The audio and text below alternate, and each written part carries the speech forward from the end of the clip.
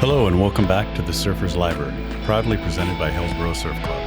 I'm Billy Jack, your guide through the pages of surf history, culture, and legends.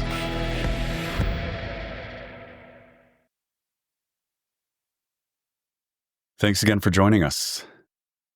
Today we are going to continue reading from Francine Park Palama's The Last of the Golden Years in Surfing, stories told by Waterman Conrad Louis Canha.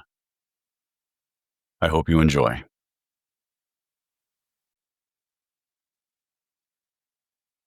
Currents and Tides. The old-timers would always share their stories about diving, how the tides and currents were important when fishing. When the surf was flat, Conrad would sit with the old-time fishermen to learn about the places they surfed. The old-timers would tell me, "Hey, Conrad, go dive the place of your favorite surfing spot and learn about the reef and the reef fishes." So during the winter months, when the surf was down in Waikiki, I would go diving to check the reef spots. I watched the currents and where the waves would break on top of the surface. I learned what kind of reef fishes swam there, the forms of the reef, and the tides. Oh yeah, we never hold one rock under the water because we were always in shape from paddling canoe, surfing, then slide on the sand with our pipe-out boards. We did everything. Sometimes we'd go free dive 20 to 30 feet, used zero spear with the bob on the top that only had one prong before the three prongs came out. Thank God, we always catch fish. Sometimes we go around the island with Barry Kahanamoku and some other heavy divers to go fishing. We would catch so much fish that we'd give them away to the old folks and our neighbors. We shared everything. That was the good old days, and that's how it was. On the hunt.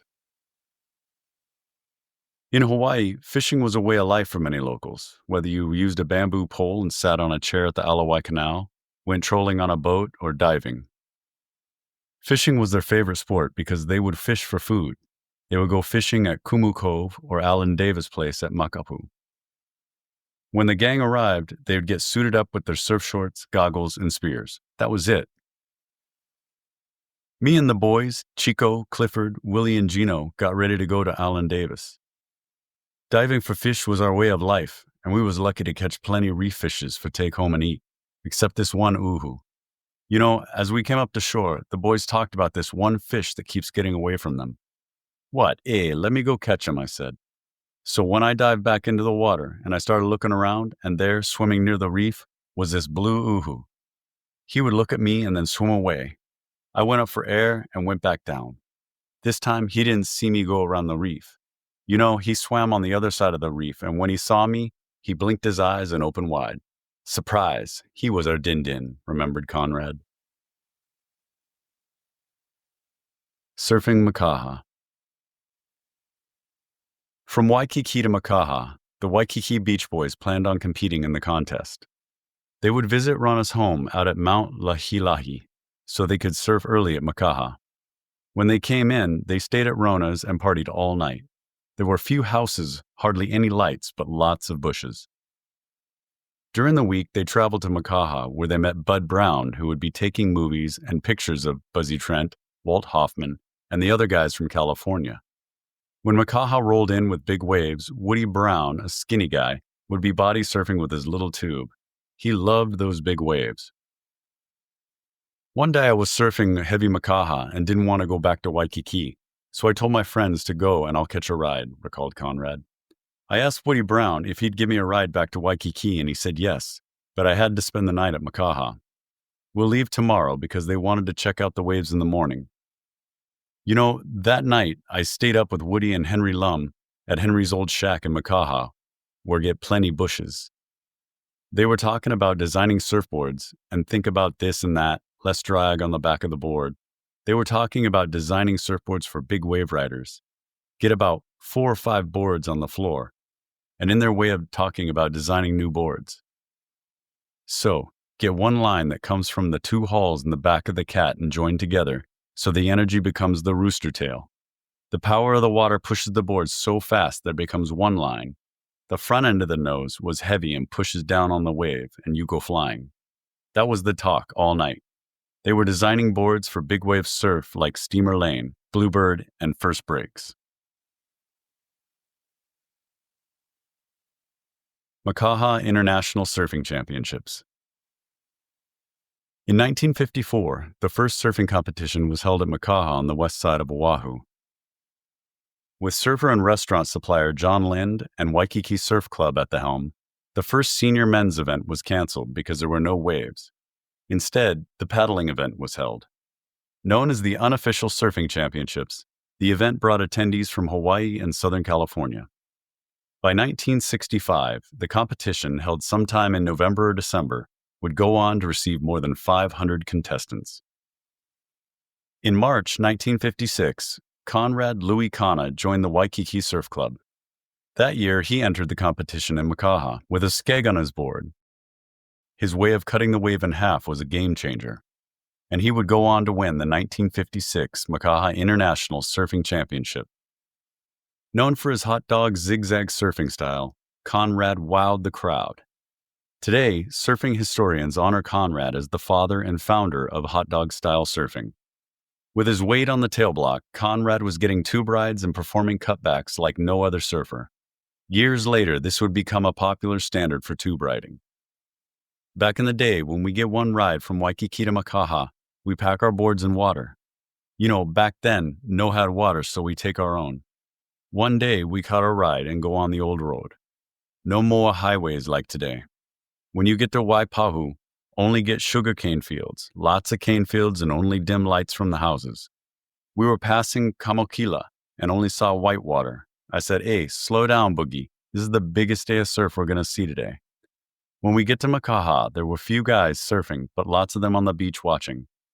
We went there to surf and no watch, so we waxed our boards and paddled out. I saw one guy out there and tried to catch up, but the surf was so big. Boogie, Sammy, and some of the other guys came in. I caught the first wave of the set and should have gone left, but went right. When I came in, I looked out there and that guy was still out there. I loved surfing at Makaha and the long rides where you can write your name on the waves. I loved turning out there, said Conrad. But Makaha can be dangerous with their strong currents. I almost drowned there 3 times by Mother Nature. You become one rag doll that's completely suspended, and then you just happen to come up and take a quick breath of air. If I had a choice to die, I would like to die in the ocean because there's no pain. Just you, your mind, and your life runs past you. When that wave hits you, it's like a torpedo. Only you and your maker is out there, and a sense of fear overcomes you in a heartbeat.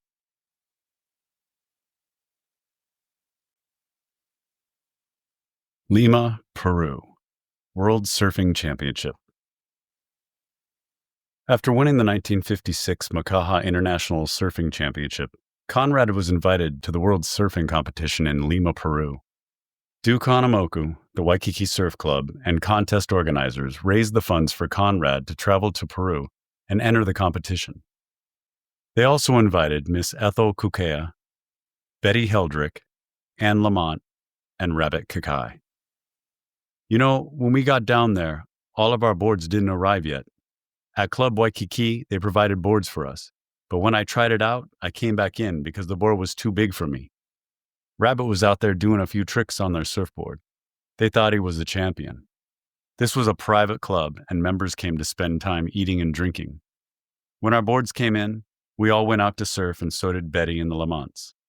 I got my board and paddled out to catch a few waves. The people there saw me surfing and knew that I was the champion. After the contest, I didn't stay to get my trophy because I had to work, and so I returned to Hawaii.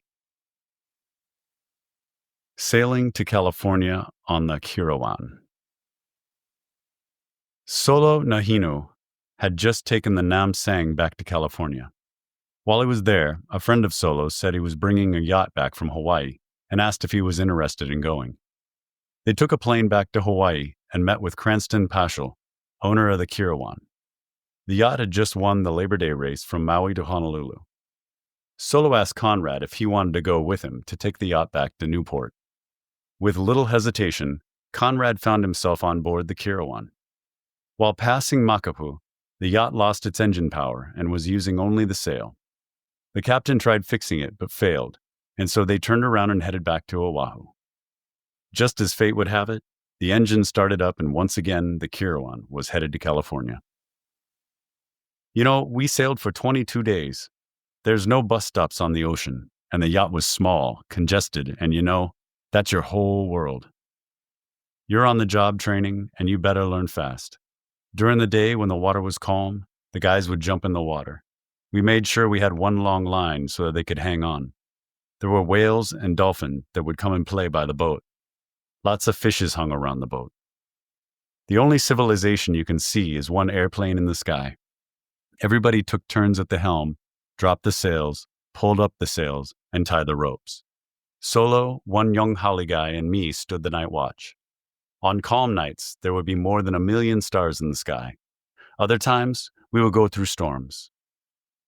When you get big waves, we go down in the troughs, and the waves would break all inside the boat when you're steering. You got to pay attention to the compass, but when your watch is over, you're down in the doghouse to eat and then sleep. What an experience, exclaimed Conrad. Finally, the Kirawan arrived at Newport and stopped at the boat repair area. They had 3 days to get off the boat, so Solo called his brother Mo from San Francisco. He came to pick them up and drove them over the Oakland Bridge back to the base for a party. Everybody they knew from Hawaii came to party. We ran out of beer, so me and this haole boy Jimmy drove from the base over the Oakland Bridge and down to One Color District and stopped at the first liquor store and asked for 5 cases of Lucky beer. Wow, everybody in the store went just look at us. Get plenty popolos. The owner knew Solo's brother and said, "Oh, you guys the pineapples the Mo was waiting for? When I close the store, I see you guys at the party." But a day later, Mo took us for one excursion and over the bridge and pointed out the area for us not to come to this town because of this Popolo district. I told him the story and Mo told us we were lucky because it was his friend's store. If the owner wasn't there, we would be cabbage. This was the first time I had been in a color district. Us guys no care about color, but I learned that up in the mainland it's a whole different world. More I like get out of there and come home to Hawaii.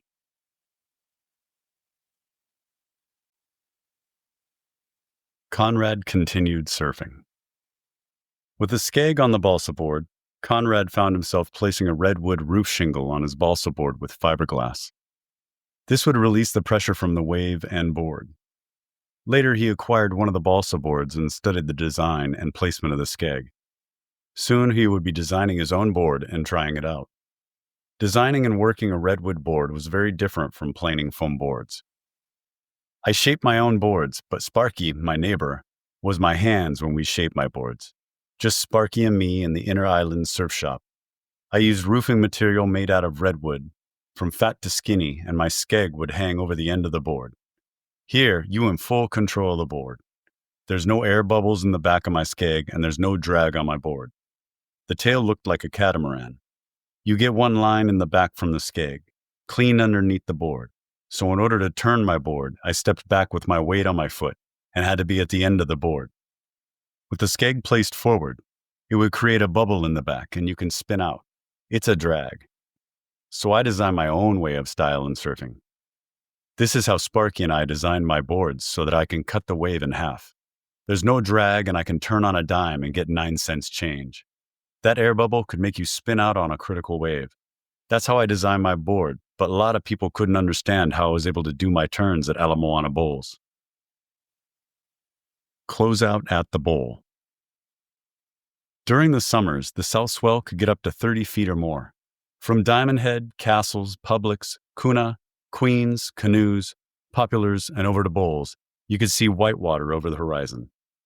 The ships would wait out at Bluebirds and Zero Breaks until the surf calmed down before going into the Honolulu harbor. But for the surfers and manjitos, it was epic. At Ala Moana, the waves would get so big that it would close out the channel, remembers Conrad. Guys like John Kelly had the hydro board and said for me to try it out. That board was spin out and all that stuff. There was a lot of the old-timers out there like Boogie Kalama, Sammy Lee, Old Man John, Buzzy Nebo, and some of the manjitos. These were the young guys like Jerry Lopez, Donald Takayama, Pudgy, and Eddie, just to name a few. I would let them have the small waves, but when the sets were coming in, I would wave my hands like opening the wave from left to right, and they knew I was coming down and not to get in my way. But when the waves got too big, they would go inside and play touch football in the parking lot because I think they too scared. I called them manjitos because you don't know where they're running and zigzag all over. No need 3 skegs to turn one board.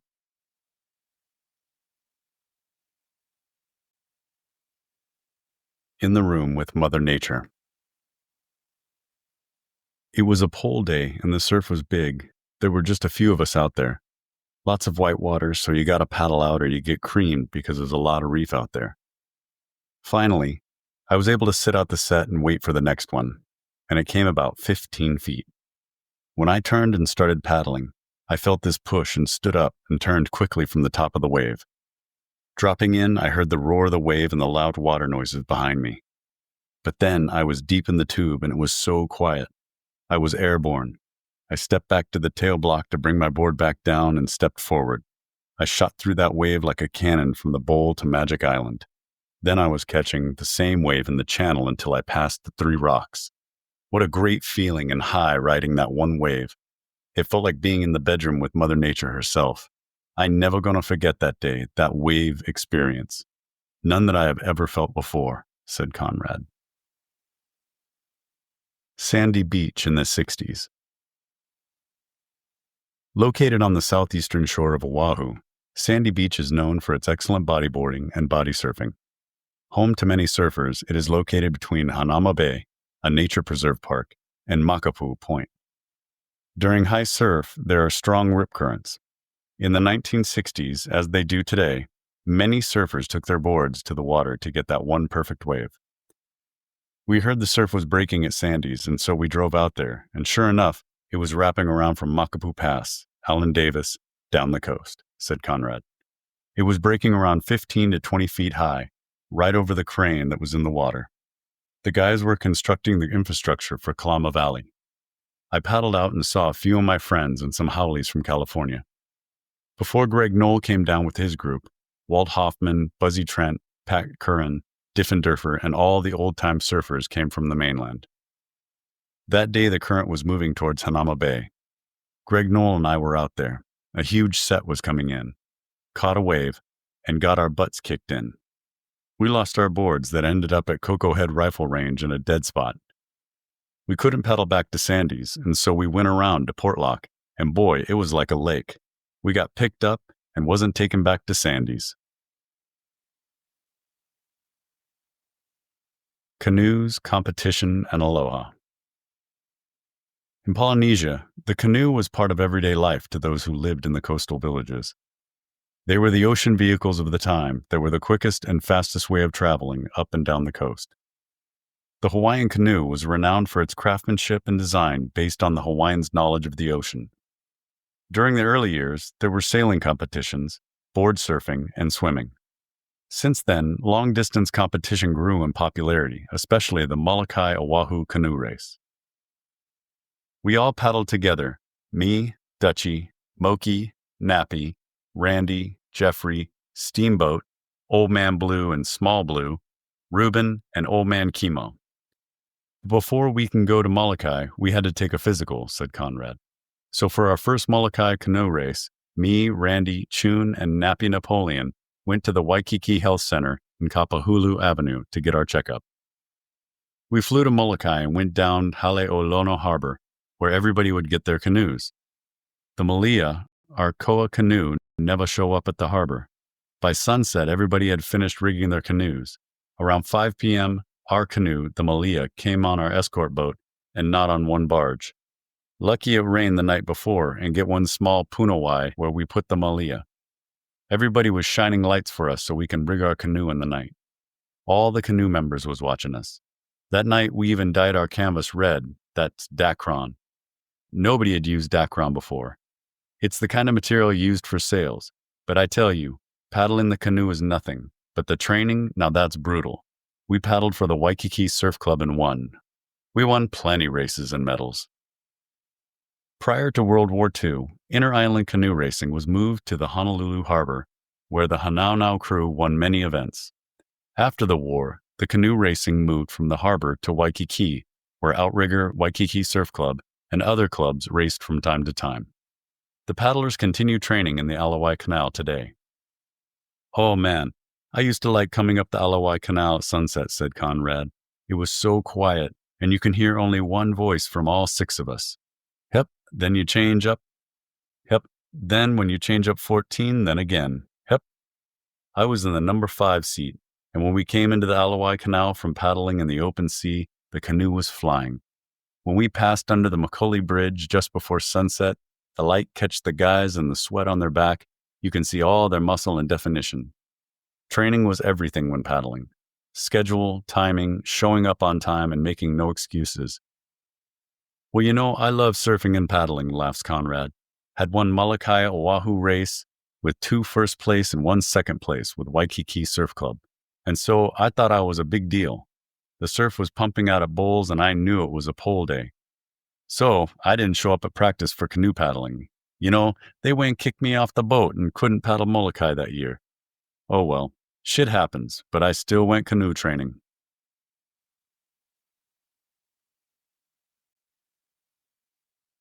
Ice cream to the silver screen. Somewhere around 1955, Conrad started working at the Meadow Gold Dairyman's ice cream plant on the corner of South Beretania and Keakamoku streets. During the summer, Meadow Gold hired a lot of young men to make milk crates, and Conrad was one of them. I was hired in the summer to make wooden crates to place the milk inside that stood up in the delivery milk truck. We even made the coolers for the ice cream trucks that traveled into the neighborhood selling ice cream. At the ice cream plant, there was an ice cream fountain where folks went to enjoy their special flavors of ice cream.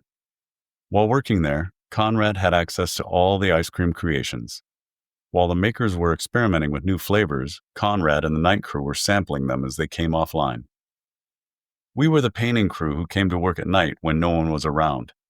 We painted the machinery and the walls and pretty much maintained both plants.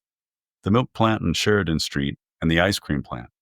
That's how we were able to sample all the new ice cream flavors, laughs Conrad. Hawaii was attracting many Hollywood stars who came to vacation, take up residence, or star in films and TV, including Walt Disney, James Whitmore, Brian Keith, Jack Lord, James MacArthur, Tom Selleck, Robert Conrad, and Connie Stevens, just to mention a few. I was a Teamsters driver for the movie production, says Conrad. I was assigned to drive the Hawaii 5.0 black 4-door Ford known as the picture car. My job was with that car because I was constantly picking up and dropping off stars at the airport, stage, and whatever they called for. One time they went send me from Ilikai Hotel, where they were shooting, to pick up the wardrobe. When I got there, it was a gorilla outfit, so I said, fuck it. I went, put on the suit, and drove through Waikiki and Kalakaua Avenue and onto Alawai Boulevard, back to Ilikai. Jimmy Dorsey, my boss, was pissed off with me, but what a blast just wearing that gorilla suit. My first film was Hawaiian Eye with Bob Conrad and Connie Stevens. Then I felt I would be working only on TV shows. Then came the movies from Hawaii, Diamond Head with Charlton Heston, Rainbow Bridge was one hippie movie, From Here to Eternity with Burt Lancaster, to Jurassic Park. That was my last movie I worked. One day, James Whitmore was asking the crew, "Who's Conrad Canha?" He wanted to meet with Conrad. We met and he told me that he wanted to take a photo with me because his 2 sons were surfing and it would be nice to have a picture with a world champion surfer. I went from working on the movie sets, driver, and runner to unemployment for 6 months, then back on movie sets again. I enjoyed this life because I could surf, paddle canoe, and go fishing. For over 35 years and no accidents, that was my life. Conrad also appeared in several surf movies in the 1960s, including Surfing Holidays, Cavalcade of Surf, and The Endless Summer. The Best of Friends. Dogs are humanity's greatest achievement. We domesticated every breed imaginable. They became our entertainers, providers, rescuers, counselors, and great listeners. But most of all, they have become our best friends. So it is no surprise that they have played a vital role in our history and inspired some incredible stories, as did Mei Ling, Sandy, and Hapa Girl. Each was Conrad's best friend, and each had a profound impact on Conrad. When I was living at the Waikiki Barracks, 3 through 18 Wainani Way, I picked up a small runt from Waianae, says Conrad. She was the queen of my pad. When the bradas and babes came over to the house, Mei Ling would always check them out. If she barked at you, she really didn't like you, but she was a good watchdog and a lifesaver. We had moved to a small cottage along the slopes of Diamond Head. One night, I came home from working at the movies. I was feeling tipsy and hungry. I turned on the stove and fell asleep. Mei Ling jumped on the bed to get me up, and by the time I got up, the pot on the stove had just melted. Shit, that was close. Another time, I was at home eating lemon drops and got one stuck in my throat. Mei Ling saw me gasping for air, and so she ran around and around my legs until I fell on the floor, and out popped the lemon drops. Now, you got somebody special when they can save your life. That's my Mei Ling. When she passed, I couldn't work and stayed home. Years later, Conrad moved to Punalu'u up on the North Shore, where he spent many years as a landscaper for his auntie. It was right next to the ocean where he fished, paddled his board, and got a new puppy named Sandy. She had the run of the yard and the beach. They were inseparable. Sandy brought much joy to and company for Conrad. I didn't want another dog, but only me live out here in Punalu'u. So I got Sandy from a puppy, and she was a good watchdog. I would take her with me to the store, gas station, and take her holo to the vet. When they was building the new house, Sandy watched everything and made sure nobody came in the yard, especially at night. She would scare them off. Sandy stayed with me for 15 years. Soon after, Conrad had visited a friend's home out in Maili, and a small puppy jumped on his lap. That was it. Conrad brought her home and named her Hapa Girl. Now, Hapa Girl was special. A Papillon and Chihuahua with white fur and black spots and the big ears. You would think she was one Dalmatian. Hapa Girl loved the ocean and would sit in her floater and sit on her stand-up paddleboard where she the boss of the board. Hapa was small but had a bark like one big dog. She was a good watchdog. Only thing, she always wanted to go across the street from my house to see the other dogs. These dogs were the love of my life. They were my little people because they cry like people, they eat, poop, and have feelings. I love them all. Remembering the last of the golden years in surfing. The plantation days was heavy, Conrad reminisced. Get all kind people living in the camps like Portuguese, Chinese, Japanese, Filipino, who cook their own food and raise their chickens, ducks, pigs, rabbits, and turkeys. We all played together and go school, shared our lunches, and when we grew up, some us intermarried. We gave the rainbow to the world. When my family came to Honolulu, that was a big thing. We lived Lanakila, then moved to Mo'iliili, where I met Mutu and my whole life changed. I started surfing and hanging out at the beach down at Halekulani and Ala Moana. The old-timers check you out and see how you act with the tourists so they can train the next generation of Waikiki beach boys like me. When I lived on the Big Island, we had gone up to Mauna Kea, and this is where I saw and felt snow for the first time. They can have that shave ice. We surf, dive, and party hardy with the same beach gang. One day, all us went down to Hokulea because they asking for people to paddle the canoe to Tahiti. We all there, and the guys tell me I no can go because I'm not Hawaiian. What? I'm more Hawaiian than all of you. What are you guys telling me I no can go with you? Aoi. So where all my friends stay now? I look around, get my pictures, and you go in one dreamland. I remember telling Kenny and the old guys I never ever gonna get old. They only laughed at me and thought I was nuts. And now at 85, I look back and tell myself, where did the years go? Where Dookie, Boogie, Kenny, Redbeard, Tally-Ho, Clifford, Chico, Richard, Steamboat, Afuk, and the King Surf Gang? Old Man Blue, Small Tony, Sandy, Oscar, Sam, Mei Ling, and everybody. Where they stay? What they doing? I never going to get old. But I like tell you one more thing. Take care of each other and no have regrets, just beautiful memories. No make ugliness. Just have a beautiful life, because when your time up, you will never ever come back and smell Mother Earth again.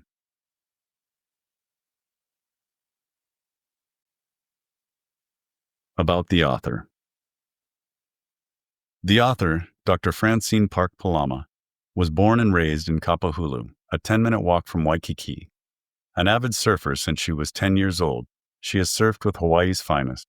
Known as Franny to her fellow surfers, she joined the Southern Unit Surf Club in 1964, and 2 years later became the president of the Town and Country Surf Club, Hawaii chapter, with more than 100 members. The Hawaii driver's license rainbow design is her legacy. At 62, she graduated with her doctorate degree in architecture from the University of Hawaii at Manoa. Today, she restores sacred places and spaces. Her work has taken her from Hawaii to the South Pacific and the bayous in Louisiana. While in school, she and her classmates, James Nimoto and Willen Marquez, designed the Kapapa Loi o Kaniwai Cultural Resource Center on the University of Hawaii Manoa campus. The design was land-based from the spirits of the elders to the Hawaiian indigenous ways. As a native Hawaiian by birth, she is very active with Hawaiian community-based projects, a volunteer with Helping Less Fortunate, and serves on the board of directors for the Gregory House Program and Hawaiian Mission Children's Society. This mother, grandmother, and great-grandmother is not slowing down anytime soon. Conrad and Franny were married on Sunday, February 12, 2017.